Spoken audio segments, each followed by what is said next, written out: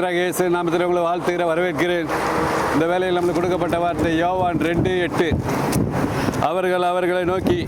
அவர்களை நோக்கி நீங்கள் இப்பொழுது மொண்டு பந்தி விசாரிப்புக்காரரிடத்தில் கொண்டு போங்கள் என்றார். அவர்கள் கொண்டு போனார்கள். அந்த திராட்சரசம் எங்கே இருந்து வந்தது என்று தண்ணீரை மொண்ட வேலைக்காரருக்கு தெரிந்ததே அன்றி பந்தி விசாரிப்புக்காரருக்கு தெரியாததினால் அவன் திராட்சரசத்தை மாறின தண்ணீரை ருசி பார்த்தபோது மணவாளனை அழைத்து எந்த மனுஷனும் முன்பு நல்ல திராட்சரசம் கொடுத்து ஜனங்களுக்கு திருப்தி அடைந்த பின்பு ருசி குறைந்ததை கொடுப்பான். நீரோ நல்ல ரசத்தை இதுவரைக்கும் வைத்திருந்தீரே.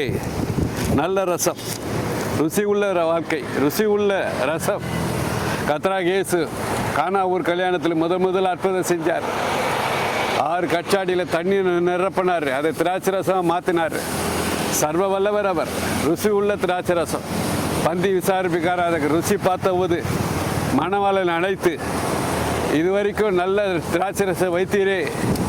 நல்ல ருசி உள்ள திராட்சரசம். நம்ம கர்த்தராகிய இயேசு நல்ல ருசி உள்ளவர், நல்லவர், வல்லவர். இந்த உலகம் எல்லாம் மாயை. சூரியனு கீழே பூமிக்கு மேலே எல்லாம் மாயை. சாத்தான் கொடுத்த உலகம் இது. புழுதி உலகம் இது. ருசி இல்லாத உலகம் இது. மாயை, எல்லாம் மாயை.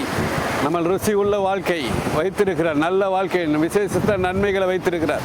நம்ம கர்த்தராகிய இயேசு பரலோகத்தில் விசேஷத்த நன்மைகளை வைத்திருக்கிறார். ருசி உள்ள வாழ்க்கையை வைத்திருக்கிறார்.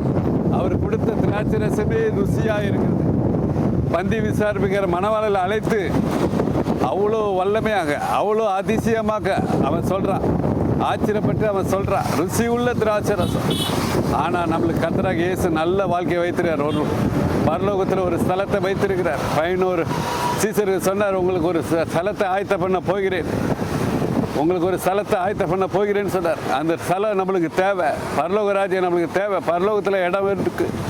அவர் நல்ல விசேஷ நன்மைகளை வைத்திருக்கிறார். அதுக்காகவே குமாரனை அண்டிக் கொள்ளுங்க, அவரே முத்தமிடுங்க. இரவு பகலும் வேதத்தை தியானிக்கிற மனுஷன் பாக்கியவன். எக்காலத்தில் கனிதர மரமாக மாற்றுவார். நம்மளை எக்காலத்திலும் நியாய தீர்ப்பு நாளில் கூட நம்மளை கனி உள்ள மரமாக மாற்றுவார். ஹல்லேலூயா. நியாய தீர்ப்பு செய்கிற கர்த்தராகிய இயேசு நம்மளை பாதுகாத்து வழி நடத்துகிற தேவன். அவரே அண்டிக் கொள்ளுங்க. இரவு பகலும் தூங்காமல் கண்மணி போல அவரை நோக்கி பாருங்க. வேதத்தை வாசிங்க. எப்போது ஜெபிங்க. தாவீது சொன்னா, எக்காலத்தை கர்த்தரை ஸ்தோத்திரிப்பேன். நீங்களும் எக்காலத்தை கர்த்தரை ஸ்தோத்திரிங்க. அவரே அண்டிக் கொள்ளுங்க. பரிசுத்த அலங்காரத்தோடு கர்த்தரையே தொழுது கொள்ளுங்க. அப்போது நல்ல வாழ்க்கை கிடைக்கும். நல்ல ருசி உள்ள வாழ்க்கை கிடைக்கும். ஹல்லேலூயா. நம்ம இப்போது ஜெபிப்போம். எங்களை அருமையான பரலோக பிதாவே, கர்த்தராகிய இயேசு நாமத்தின்படி வாழ்த்துகிறோம், வணங்குகிறோம், உங்களுடைய பாதம் முத்தமிடுகிறோம். நீர் எங்களுக்காக ஒரு ஸ்தலத்தை வைத்த பண்ணீர். எசப்பா, எங்களுக்காக ஒரு நல்ல ருசி உள்ள வாழ்க்கை, ருசி உள்ள பரலோகம் எங்களுக்கு தேவை. அந்த ருசி உள்ள வாழ்க்கை எங்களுக்கு தேவை. இந்த மாயான உலகம் எங்களுக்கு வேணாம் ராஜா. நீரே எங்களுக்கு வேணும். எப்போதும் உங்களுடைய சந்ததியில் இருக்க அந்த ருசி உள்ள வாழ்க்கையில் உம்மோடு நாங்கள் வாழ கிருபத்தாங்க. ஒவ்வொருவரையும் ஆசீர்வதிக்கிறாங்க. இதை கேட்டுக்கிற ஒவ்வொருவரையும் உம்மை அண்டிக் கொள்ள கிருபத்தாங்க. உம்மை துதிக்க, பாட, போற்ற கிருபத்தாங்க. இயேசு நாமத்தில் ஜெபிக்கிறோம். ஜெபங்களில் பிதாவே, ஆமென். ஹல்லேலூயா.